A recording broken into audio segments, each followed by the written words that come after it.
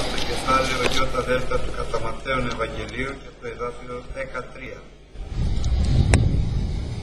Σελίδα 861, ΙΔ 14 κεφάλαιο και 13 εδάφιο.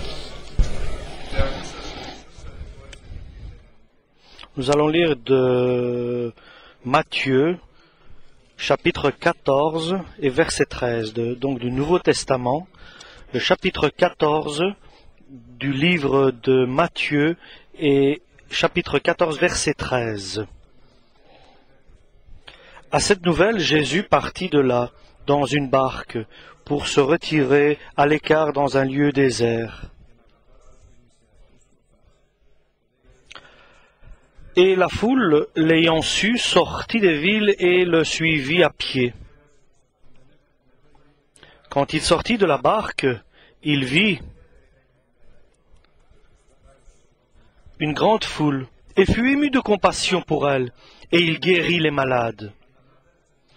Le soir étant venu, les disciples s'approchèrent de lui et dirent : « Ce lieu est désert, et l'heure est déjà avancée. Renvoie la foule afin qu'elle aille dans les villages pour s'acheter des vivres. » Jésus leur répondit : « Ils n'ont pas besoin de s'en aller, donnez-leur vous-même à manger. » Mais ils lui dirent : « Nous n'avons ici que 5 pains et 2 poissons. » Et il dit : « Apportez-les-moi. » Et il fit asseoir la foule sur l'herbe, prit les 5 pains et les 2 poissons, et levant les yeux vers le ciel, il rendit grâce. Puis il rompit les pains et les donna aux disciples, qui les distribuèrent à la foule. Tous mangèrent et furent rassasiés, et l'on emporta 12 paniers pleins des morceaux qui restaient. Ceux qui avaient mangé étaient environ 5000 hommes, sans les femmes et les enfants. Aussitôt après, il obligea les disciples à monter dans la barque et à passer avant lui de l'autre côté, pendant qu'il renverrait la foule. Quand il l'eut renvoyé, il monta sur la montagne pour prier à l'écart. Et comme le soir était venu, il était là, seul. La barque était déjà au milieu de la mer avec les disciples, et la barque était battue par les flots, car le vent était contraire. À la 4e veillée de la nuit, Jésus alla vers eux marchant sur la mer. Quand les disciples le virent marcher sur l'eau, ils furent troublés et dirent : « C'est un fantôme !» Et dans leur frayeur, ils poussèrent des cris. Jésus leur dit aussitôt : « Rassurez-vous, c'est moi, n'ayez pas peur. » Amen, pour la parole de Dieu. 12 jeunes personnes, à un moment de leur vie, ils ont rencontré Jésus.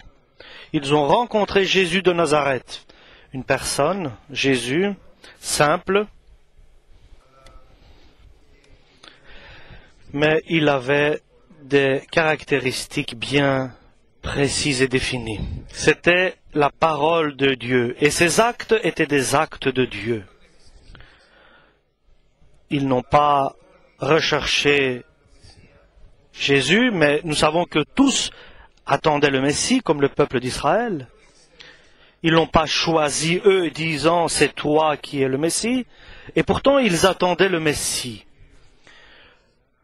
Le Seigneur a été à leur rencontre, il les a choisis et les a établis apôtres.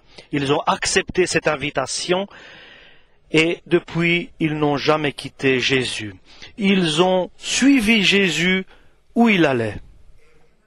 Ils sont devenus avec lui une personne, un être. Ils ne connaissaient pas beaucoup de choses, mais avec Jésus, ils sont devenus un être, une personne. Et cela, c'est Dieu qui le désire, que nous sommes un avec lui, un avec lui.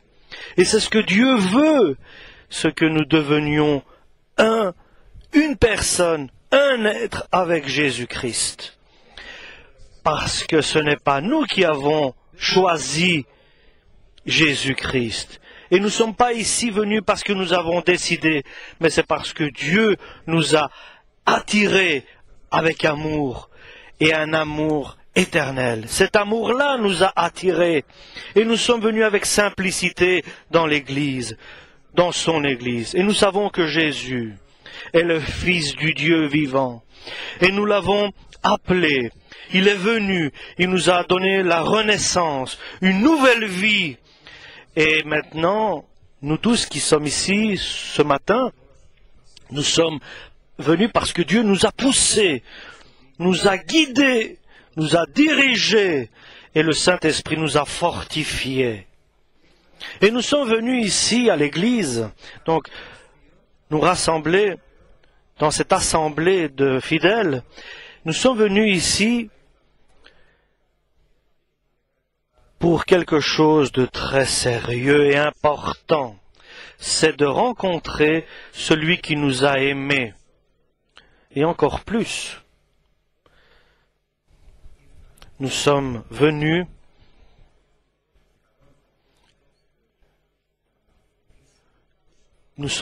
pour crier vers lui, de crier vers lui et de lui dire tous nos problèmes, tous nos souffrances, tout ce que nous traversons, tous nos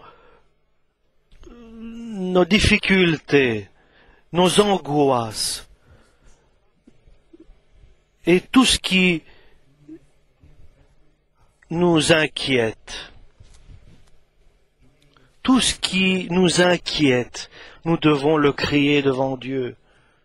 Nous devons crier à Dieu pour tout ce qui nous incombe. Personne ne t'écoutera que Jésus-Christ. C'est pour cela qu'il nous a amenés ici, pour crier vers lui. Aujourd'hui, surtout aujourd'hui, je le crois beaucoup plus, il nous a appelés ici pour crier vers lui, pour crier à son nom, pour l'appeler de tout notre cœur. Jésus-Christ, pardonne-nous, aie pitié de nous, aide-nous Seigneur, aide-moi Seigneur. C'est cela avec une totale certitude et confiance que puisque nous avons crié vers Dieu et nous nous sommes repentis de nos actes, et nous avons regretté nos actes, et nous savons qu'il va nous écouter, qu'il nous écoute, je dirais. C'est l'occasion unique que nous avons lorsque nous crions devant lui, chacun personnellement, de toute la force de son âme, de son être intérieur, de crier à Dieu. Seigneur, Seigneur, aide-moi. Alléluia. Alléluia. Certainement Dieu nous entend. Certainement Dieu écoute notre prière et le fond de notre cœur et notre âme. Alors devant nous va se déployer cette œuvre qu'il a préparée pour chacun de nous. Et vous savez, dans la vie de chaque personne, il y a des jours propices, des jours qui sont certainement plus adéquats pour appeler Dieu. Aujourd'hui, dimanche matin, là où nous sommes, à l'église, c'est un moment privilégié. C'est de crier à Dieu, crier au Créateur, à celui qui nous a aimés éternellement. N'ayons pas peur, n'hésitons pas, crions à Dieu de tout notre cœur intérieur, de toute notre âme intérieure. Il nous écoutera. Il est compatissant dans nos douleurs et dans ce que nous traversons. Et nous savons ici, ce que nous avons lu, il y a beaucoup de personnes qui ont suivi Jésus. Ils ont suivi Jésus. Ils étaient là avec leurs problèmes, leurs souffrances, leur misère. Ils ont suivi Jésus et ils savaient dans leur cœur que Dieu qui avait envoyé Jésus était là pour les aider. Il guérissait chaque personne et tout le monde accourait vers Jésus pour être guéri. Alléluia! Et là où il était, dans un endroit désert, ils l'ont suivi dans le désert. Et du matin jusqu'à l'après-midi, il guérissait, il prêchait, il répondait à chacun qui lui posait la question. Il était là pour servir, il était là pour eux. Alléluia. Et le temps est passé. Et dans le cœur des apôtres est montée l'angoisse que maintenant, que vont-ils manger? Qui va nourrir tout ce monde qui est là? Qui va nourrir toutes ces personnes qui sont là, qui sont venues dans ce désert, ici, dans cet endroit désert? Qui va nourrir ces personnes?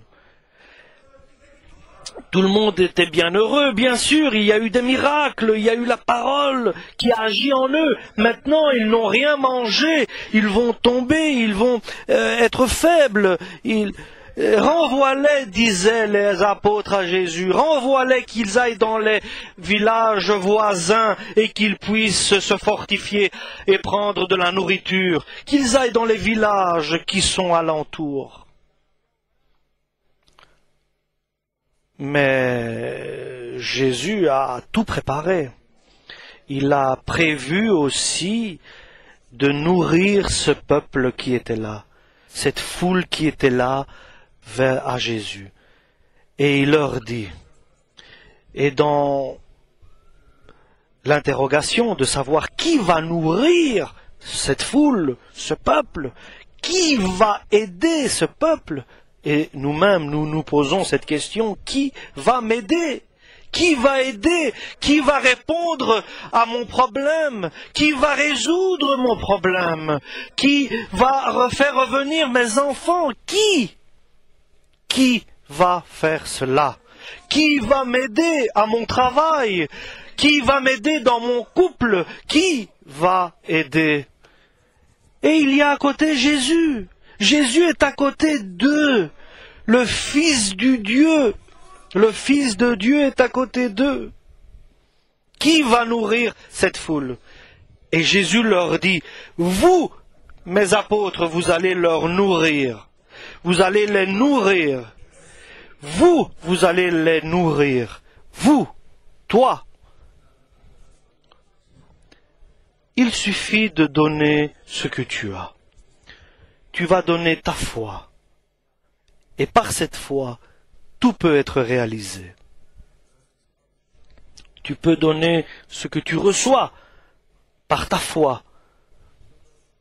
Et tout simplement, ta foi peut tout accomplir. Et alors, ils avaient avec eux quelques poissons, quelques pains, et Dieu les a bénis, il les a multipliés, il a multiplié le pain et les poissons, et il y a eu un miracle. Il y a eu un miracle de multiplication de la nourriture. Et tout ce que tu demanderas, tu recevras de la part de Dieu. Aujourd'hui, c'est un jour idéal. C'est un jour propice de demander à Dieu quelque chose que tu as besoin, selon sa volonté, bien sûr, pour ta bénédiction spirituelle. Et ils ont reçu de la part de Dieu ce qu'ils avaient besoin. Et imaginez la stupeur et la joie.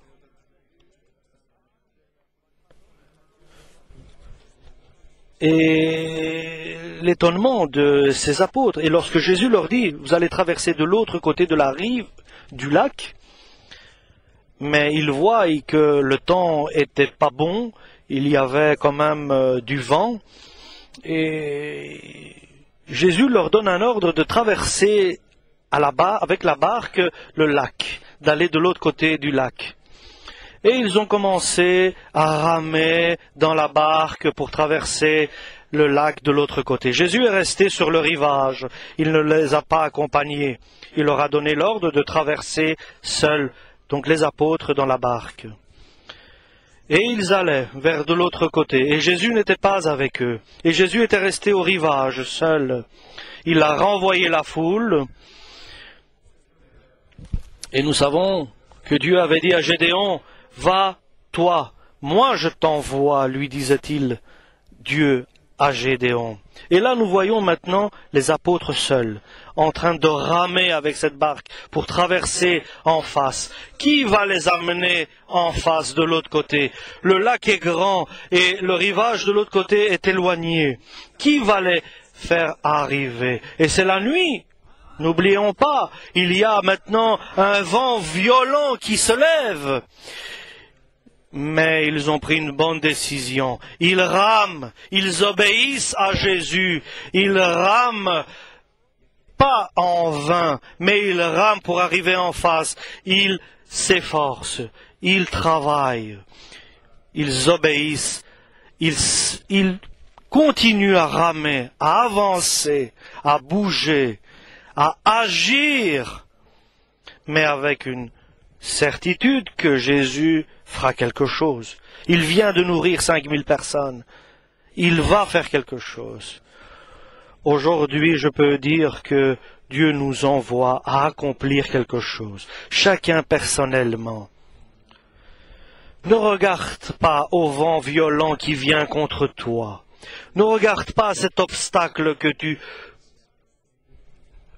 peut prendre comme quelque chose qui vient arrêter ton parcours.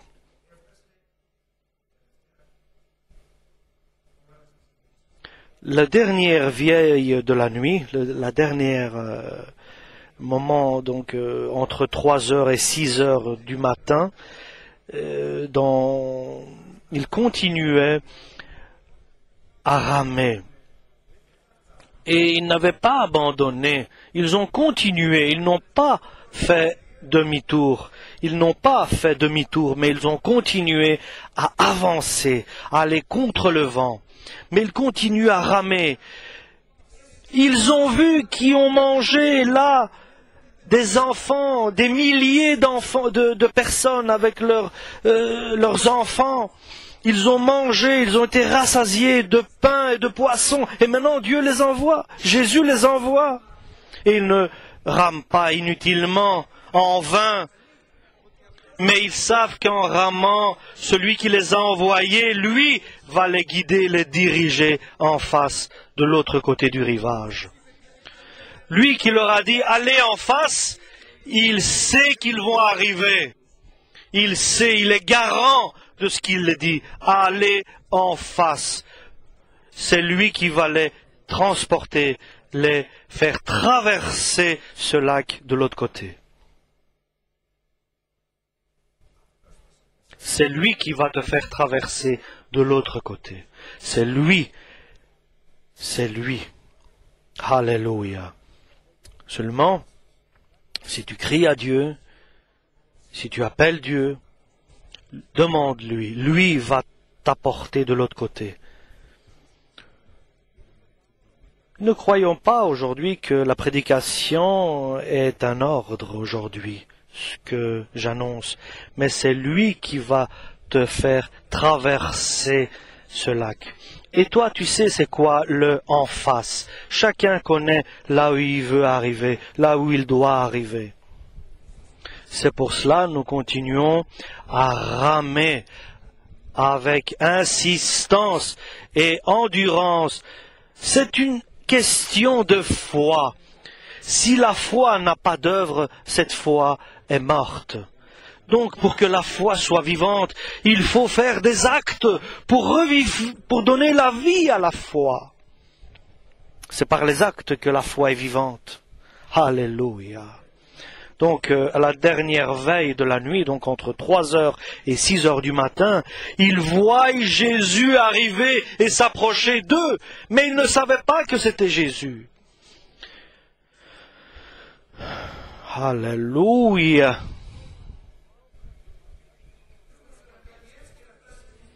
Jésus allait vers eux en marchant sur les eaux, du lac.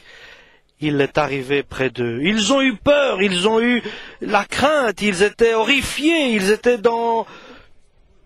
Et Jésus leur dit, n'ayez pas peur. Ils étaient dans la frayeur, il leur dit, n'ayez pas peur, c'est moi. N'ayez pas peur, c'est moi qui viens vers toi. N'aie pas peur, je ne t'ai jamais laissé abandonner. Là, je priais, mais maintenant je viens vers vous. Et j'ai pris de mon Père les consignes que je dois avoir pour continuer mon œuvre. Et comme Gédéon, que nous avons lu dans l'Ancien Testament, Gédéon dit, je vais chercher mon offrande et je reviendrai faire une offrande en Dieu. Il est allé, il a apporté son offrande, il l'a mis sur une pierre et Dieu a envoyé et l'ange a touché cette pierre et il y a du feu qui est sorti de la pierre et qui a consumé l'offrande de Gédéon. Si toi tu es celui qui me parle, qui est Dieu, et tu n'es pas un fantôme, ou bien quelque chose de ma fantaisie, donne-moi l'ordre de marcher sur l'eau, dit Pierre. Pierre l'apôtre dit à Jésus, si tu es celui que tu dis, donne l'ordre que je puisse monter sur les eaux. Et Pierre a commencé à marcher sur les eaux, a commencé à marcher sur la mer, sur le lac, les eaux du lac. Et là, il a commencé à marcher vers Jésus. Et là,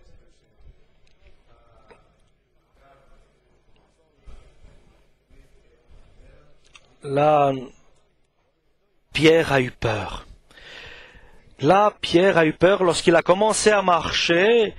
Il voyait ce vent qui était fort et violent. Il a commencé à douter et à avoir peur. Et Jésus lui dit, il ne le laissera pas se noyer. Jésus a une œuvre pour Pierre, il ne le laissera pas se noyer. Il ne te laissera pas te perdre, il a une œuvre pour toi. Il ne nous laissera pas nous perdre, Dieu a une œuvre pour chacun. Il a appelé un peu de personnes pour les enrichir et pour que eux puissent donner cette richesse et la distribuer. Oui, comme disait-il aux églises de l'Apocalypse, oui, je sais que tu es pauvre, mais tu es quand même riche. Et cette richesse, il nous la donne, cette richesse de la connaissance de la parole. Et cette œuvre qui est gigantesque, l'œuvre du salut de l'humanité. Pierre a crié, Jésus, je coule, je me noie, je me perds, a crié Pierre lorsqu'il a commencé à s'enfoncer dans les eaux. Et Jésus, étend sa main, il prend la main de Pierre et le relève de l'enfoncement qu'il commençait à avoir dans les eaux. Et alors ils sont arrivés en face, ils ont vu Jésus, ils sont arrivés en face au rivage, et c'était cela. Mais il fallait qu'il traverse toute la nuit, qu'il rame et qu'il fasse tous ses efforts toute la nuit pendant que lui priait. Pourquoi? Pour qu'il puisse avoir la gloire de Dieu et qu'il continue à croire jusqu'à la fin. Est-ce que nous avons besoin de traverser toutes ces choses? Est-ce que ces épreuves sont nécessaires? Oui, pour apprendre. Si ce sont des épreuves pour que notre foi sorte grandie, bien sûr qu'il faut traverser ces moments. Mais si aujourd'hui tu as crié vers Dieu, Dieu sait et peut et veut te transformer, te métamorphoser de quelqu'un qui était craintif, qui était dans le doute et effrayé en une personne qui a une grande foi, qui est un vaillant combattant, qui est quelqu'un qui a de l'audace. Et notre maître, c'est Jésus-Christ. Il est notre guide, il est notre médecin, il est notre docteur, il est celui qui nous entraîne, il est notre entraîneur comme un vaillant combattant qui est entraîné par son supérieur. Oui, aujourd'hui c'est un jour propice, idéal. Fasse, Seigneur, que nous soyons tous des vaillants guerriers, des vaillants soldats, que nous puissions combattre et être prêts aux assauts de l'ennemi. Et cet instant-là, Pierre a transformé, Pierre qui est devenu une des seules personnes qui a marché sur les eaux. Et il a aussi transformé tous les autres apôtres qu'ils comprennent que Jésus est le Fils de Dieu envoyé par Dieu, qui est la parole qui s'est fait chair et qui est venu parmi nous.